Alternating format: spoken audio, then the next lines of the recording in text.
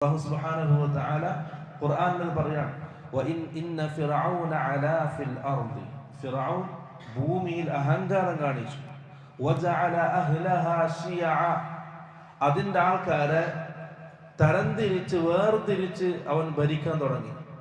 അഥവാ തമ്മിലടിപ്പിച്ച് വേർതിരിച്ചിട്ട് ബലഹീനമാക്കി ഓരോ കക്ഷികളാക്കി നിർത്തിയിട്ട് അവൻ ഭരണം നടത്തി.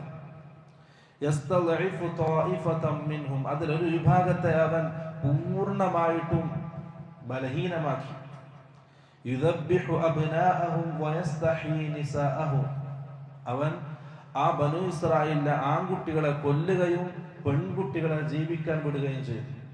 അപ്പൊ സ്വാഭാവികമായിട്ടും ആണുങ്ങൾ കുറഞ്ഞു, പെണ്ണുങ്ങൾ അധികരിച്ചു, സന്താനോത്പാദനം ഇല്ലാതായി, അവരുടെ പാരമ്പര്യം കുറഞ്ഞു, അവരുടെ ജനസംഖ്യ കുറഞ്ഞു.